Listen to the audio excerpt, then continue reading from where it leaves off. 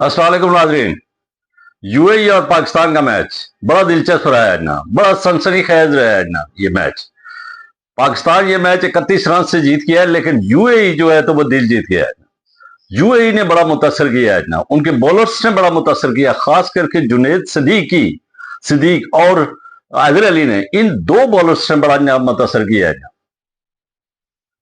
और उसके बाद बैटर जो है तो मोहम्मद वसीम जो उनके कैप्टन है उससे मुतासर किया। उसके बाद आसिफ खान ने क्या जबरदस्त इनिंग्स खेली है, सिर्फ 34 गेंदों पर के ऊपर 77 स्कोर, जिसमें 6 छक्के और 6 चौके शामिल है। बिल्कुल तमाम पाकिस्तान के तमाम मैन बॉलर्स को ऊपर अटैक किया है, बेबस कर दिया था पाकिस्तानी बॉलर्स को उसने, और बड़ी जबरदस्त इनिंग्स खेली है।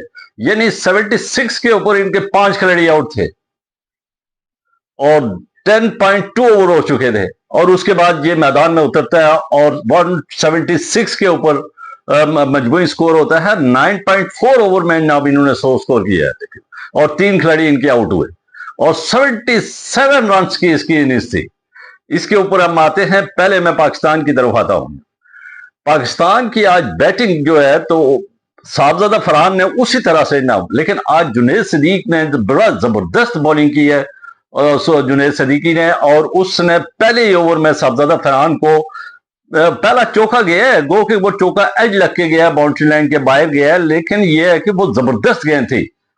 हाँ, साहबजादा फरहान ने दूसरा जो चौका लगाया है वो जबरदस्त चौका लगाया था, लेकिन जब उसकी गेंद आखिरी पड़ी, उस ओवर की ना 5वीं गेंद थी तकरीबन, और 5वीं गेंद जब पड़ी और इतनी जबरदस्त पड़ी कि पड़ने के बाद सीधी विकेटों में ना उठी नहीं है, ना नीचे रही है वो गेंद, और उसका साहबजादा फरहान के पास कोई जवाब नहीं था, और विकेट देके वो चले गए। पहली विकेट 9 के ऊपर पाकिस्तान की गिर गई थी।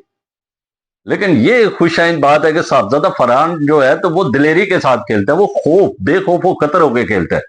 ये एक पॉजिटिव साइन है, और उससे बड़ा पॉजिटिव साइन जो आया है, क्योंकि फखर जमान जो है तो 1 डाउन के ऊपर अभी तक मेरी समझ में वो अभी तक सेटल नहीं है ना, वो स्ट्रगल कर रहे थे। हैदर अली के सामने उसने कोशिश की ना हिट करने की, लेकिन वो बोल्ड हो गए, और 7 गेंदों में सिर्फ 6 रन बना सके वो। और उसके बाद जो जबरदस्त इनिंग्स, और जो जिससे हमें हौसला बढ़ा है और जिससे हमें कॉन्फिडेंस आया है कि पाकिस्तान की बैटिंग जो है तो वो आहिस्ता आहिस्ता जो है तो वो वापस अपने रिदम में आ रही है। और साइम अयूब की इनिंग्स, साइम अयूब ने क्या जबरदस्त इनिंग्स खेली है, एक अरसे के बाद ना उसकी ये इनिंग्स देखने को मिली है।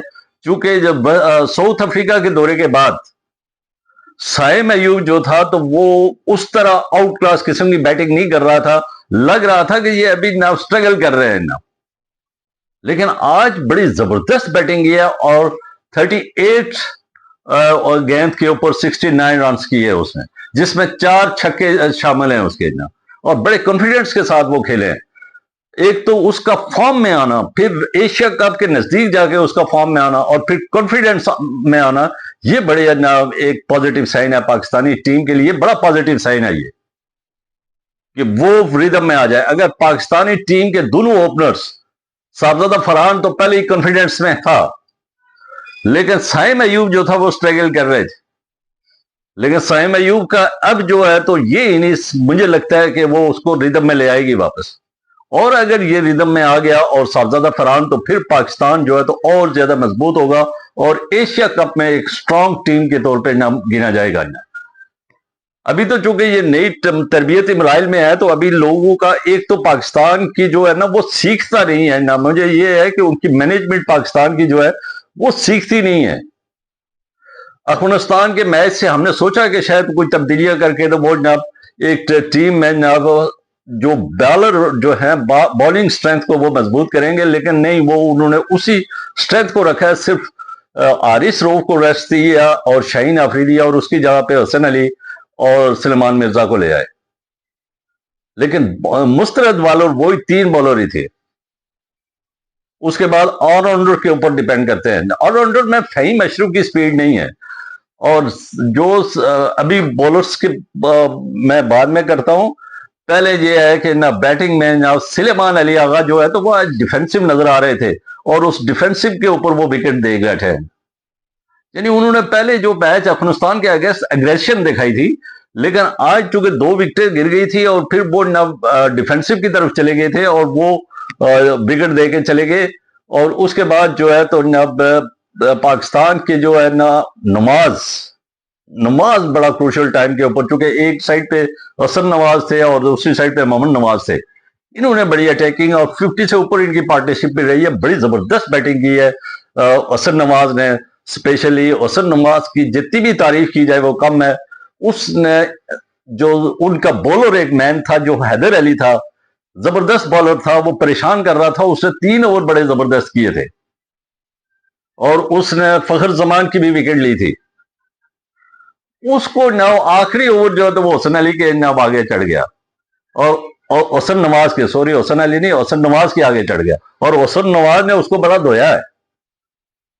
धोने के बाद विकेट तो दे गया उसको, लेकिन ये है कि सही धुलाई किया उसने और सिर्फ 26 गेंदों के ऊपर उन्होंने 56 रन किए हैं। जबरदस्त 50, बड़ी जारियाना 50 किया उसने हसन नवाज ने, हसन नवाज को। लेकिन ये मैं समझता हूं कि मोहम्मद हारिस की यूटिलाइजेशन जो है तो वो ठीक नहीं हो रही है। हारिस उस जगह का खिलाड़ी नहीं है, लेकिन उसको उठा के तो उधर ही ना, यानी उसको भी डैमेज कर रहे हैं।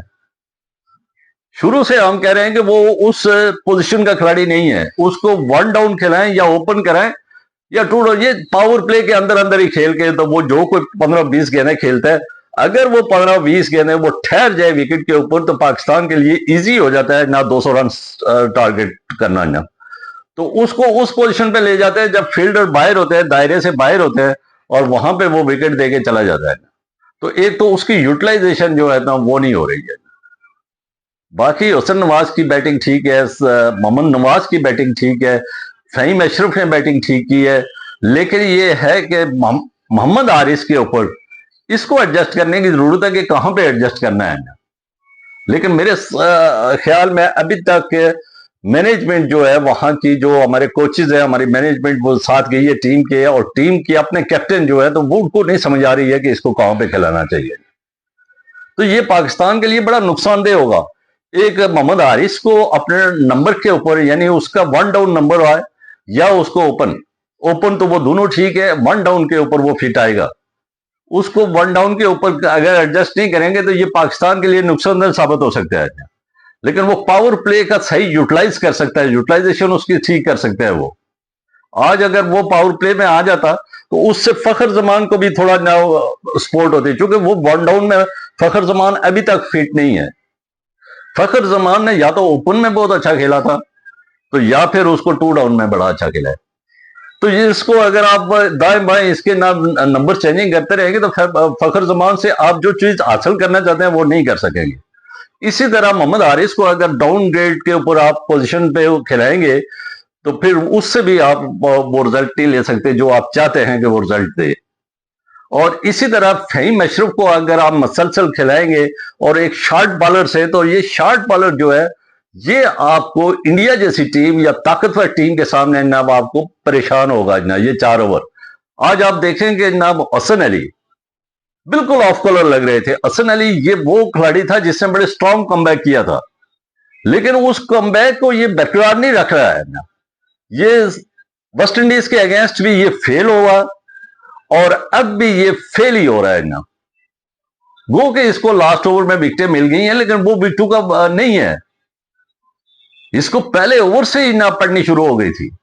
मोहम्मद वसीम बाहर निकल निकल के इसे शॉट खेल रहे थे और फिर आसिफ अली ने जिस तरह इसको, आसिफ खान ने जिस तरह इसके ऊपर अटैक किया है, जो बैट्समैन उसका आता था यूएई का वो इसके ऊपर अटैक करता था और ये अपने आप को डिफेंड नहीं कर सकता था। तो हसन अली को जो है तो बहुत वर्किंग की जरूरत है। ये वापस उस पुराने ट्रैक पे आ गया है जहां पे इसने क्रिकेट को छोड़ा था और वापस कम बैक किया है। कम बैक बड़ा स्ट्रांग किया था, लेकिन आगे प्रोग्रेस नहीं हो रही है अभी इससे, हसन अली से। ये हसन अली को सोचना होगा। और एक तो ये देखिए, हसन अली को इस वक्त कुट पड़ी है, हसन अली को कुट पड़ी है, हमारे पास मुतबादिल बॉलर ही कोई नहीं है, क्योंकि सलमान मिर्जा के भी ओवर हो चुके थे। और उसके बाद हमारे पास फास्ट बॉलर का ऑप्शन ही नहीं है। फहीम अशरफ को आजमाया, उसने भी कूट खाई है। तो इसलिए हमें जो एक शॉर्ट बॉलर है इसको कवर करना होगा और जल्द से जल्द कवर करना होगा, वरना जो एशिया कप आ रहा है तो वहां पे हम इस तरह शॉर्ट बॉलर के साथ शायद सरवाइव ना कर सके। तो एक तो ये है कि पाकिस्तान की टीम के वही जो जो गलतियां इन्होंने मैं समझता हूं कि इन्होंने अफगानिस्तान के अगेंस्ट की थी, वही इन्हीं के अगेंस्ट की है। आज पाकिस्तान जीत गया है, लेकिन इस जीत को मैं क्रेडिट दूंगा यूएई को, जिन्होंने पाकिस्तान के मैन बॉलर्स के ऊपर अटैक किया है, सुफियान मोकिम के ऊपर अटैक किया है, सलमान मिर्जा के ऊपर अटैक किया है और हसन अली के ऊपर अटैक किया है। और अटैक करके 176 रन करना एक बड़ा नाम स्कोर है उनका। जब उनका मोहम्मद वसीम रन आउट हो गए थे, इब्तिदाई 76 के ऊपर उनके 5 खिलाड़ी आउट हो चुके थे, तो ऐसा लग रहा था कि ये वन साइडेड मैच होगा, लेकिन उन्होंने जबरदस्त कमबैक किया वापस। 9 ओवर में 100 रन किया उन्होंने, 9.4 ओवर्स में 100 रन किए। तो इससे पाकिस्तान की बॉलिंग स्ट्रेंथ को आप देख सकते हैं। माजरत के साथ आज पाकिस्तान की बॉलिंग फेल रही है, विकेटें मिल गई हैं, लेकिन इसमें सवाए ये साइम अयूब का ओवर बड़ा अच्छा रहा था। वो अभी देखे, साइम अयूब अगर 2 ओवर कर रहा है, अच्छे ओवर कर रहा है, 6 रन दिए हैं उसने, तो फिर उसको कंटिन्यू करवाएं। आपने सुफियान मुकीम ने ना 4 ओवर में 44 रन दिए। उसके बाद आप ये जो मोहम्मद नवाज है, इसने ओवर ठीक किया रहा है।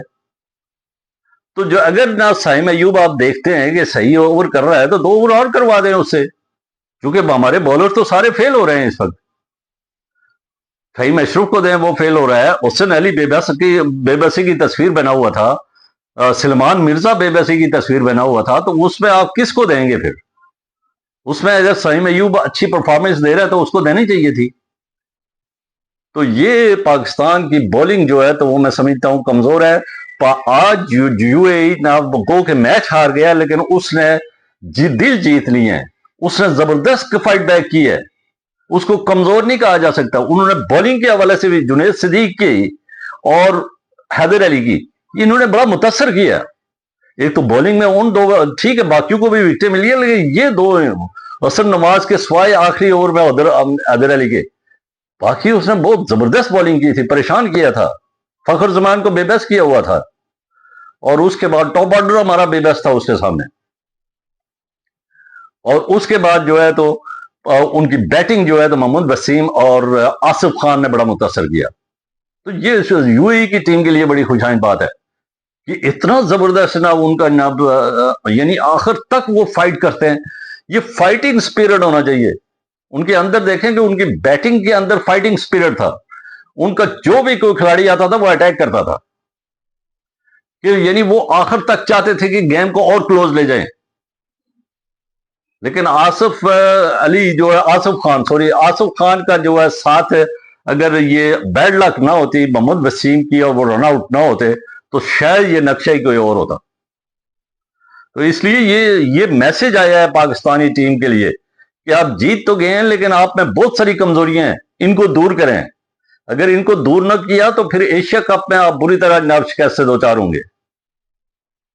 एक तो नव आप एक तो स्ट्रेंथ की तरफ बॉलिंग स्ट्रेंथ की तरफ आप नहीं जा रहे, आपने तमाम बैटिंग के ऊपर फोकस किया हुआ है। बैटर हमारे ठीक है, उनको कॉन्फिडेंस दें। बैटर हमारे जुनू ओपनर और फिर मोहम्मद हारिस की अगर यूटिलाइजेशन आप नीचे करेंगे तो फिर तो बैटर है ही कोई नहीं। तो इसलिए ना वो उसको भी आप यूटिलाइजेशन सही जगह पे करें। अगर आप इनको ना सिलेक्ट करते हैं जिस खिलाड़ी को भी, उसकी यूटिलाइजेशन पूरी करें। यूटिलाइजेशन पूरी नहीं हो रही है ना, मोहम्मद हारिस की जो यूटिलाइजेशन नहीं हो रही है, इसी तरह फखर जमान की यूटिलाइजेशन नहीं हो रही है। और इसी तरह जो है तो मैं समझता हूं कि फहीम अशरफ की यूटिलाइजेशन जो है वो यहां पे बनती नहीं है। यहां पे या तो ये मोहम्मद वसीम है, उसको रख दिया जाए यहां पे। एक ऑलराउंडर है, वो भी ऑलराउंडर है, लेकिन वो तेज गेंद करता है, उसमें पेस है। अब फहीम अशरफ में पेस ही कोई नहीं है। फहीम अशरफ अगर इंडियन किसी बैट्समैन के सामने चला जाए तो उससे तो इसको सही ना कुटना है। तो इतना बड़ा रिस्क लेने की जरूरत नहीं है। मेरे ख्याल में ना पाकिस्तान को जो है तो 4 मैन बॉलरों के साथ मैदान में उतरना होगा। अगर 4 बॉलरों के साथ मैदान में नहीं उतरते तो पाकिस्तान ये कहे कि मैं बड़ा रिजल्ट लूंगा तो बहुत मुश्किल है, क्योंकि इस वक्त यूएई के बैट्समैनों ने हमारे बॉलर्स की जिस तरह धुलाई की है, इससे पाकिस्तान की कमजोरियां बिल्कुल सामने आ गई थी। सुफियान मुकीम बेबस नजर आ रहा था, हसन अली बेबस नजर आ रहा था, सलमान मिर्जा बेबस नजर आ रहा था। वो विकेटें गिर गई हैं, वो मोहम्मद नवाज ने विकेटें ले ली हैं, एक साइम अयूब ने विकेट ले ली है, इन्होंने भी ली है। लेकिन ये ना वो उस वक्त अभी सपोज उस वक्त यानी आखिरी ओवर में 37 रन चाहिए, तो उस वक्त अगर हुसन अली को विकेट मिलती है तो उसका कोई, अगर वो 6 छक्के भी लगाते तो टाई होता मैच। तो 6 छक्के लगा नहीं सकते तो वो मैच वैसा भी हारे हुए थे। लेकिन ये है कि हमें क्रूशल मोमेंट के ऊपर ना विकेट लेनी होती है, और क्रूशल मोमेंट के ऊपर विकेट लेने के लिए हमें बॉलर्स चाहिए। और बॉलर्स जो है तो ये जो है हसन अली जो है तो वो ऑफ कलर लग रहे थे। इसी तरह सलमान मिर्जा ने उस तरह परफॉर्मेंस नहीं दी है जो बांग्लादेश के अगेंस्ट दी थी। सुफियान मुकीम बिल्कुल ऑफ कलर लग रहे थे। तो हमें बॉलिंग के ऊपर तवज्जो देनी होगी। अगर पाकिस्तान ने बॉलिंग के ऊपर तवज्जो दी तो फिर पाकिस्तान ये टूर्नामेंट और आगे भी ना जो एशिया कप आने वाला है तो उसमें भी ये अच्छी परफॉर्मेंस देगा। लेकिन अगर बॉलिंग में ना ये इसी तरह कंप्रोमाइज करते रहे और इसी तरह ना 2-2, 3-3 बॉलरों के साथ आप मैदान में उतरते रहे और यानी ऑलराउंडरों के साथ आप चलते रहे, तो फिर एशिया कप में जो है तो पाकिस्तान का ना सर्वाइव करना मुश्किल हो जाएगा। उम्मीद है कि पाकिस्तान जो है तो आगे जो है तो इसमें चेंजिंग लाएगा, जो गलतियां कर रहे हैं उनको दूर करने की कोशिश करेगा और नेक्स्ट जो मैच है स्ट्रांग से स्ट्रांग करने की कोशिश करेगा। अपनी ये मैचेस जो ट्राई नेशन सीरीज है बेसिकली ये है कि ये मैचेस को यानी अपनी गलतियों को दूर करने के लिए है। अगर आपने पाकिस्तान ने गलतियां ही नहीं दूर करनी है तो फिर इन ट्राई नेशन सीरीज का मेरे ख्याल में कोई फायदा नहीं है। उम्मीद है कि पाकिस्तान अपनी गलतियों के ऊपर नजरसानी करेगा और जो जो गलतियां यूएई के अगेंस्ट की हैं उन पे न उनको दूर करने की कोशिश करेगा। अब तक के लिए इतना ही, मुझे दीजिए इजाजत। खुश रहिए, आबाद रहिए और इस चैनल के साथ जुड़े रहिए। इसका मकसद है सब्सक्राइब करें, बेल आइकन को क्लिक करें ताकि जो भी नई वीडियो आए वो बर वक्त आप तक पहुंचे। अल्लाह हाफिज, शुक्रिया।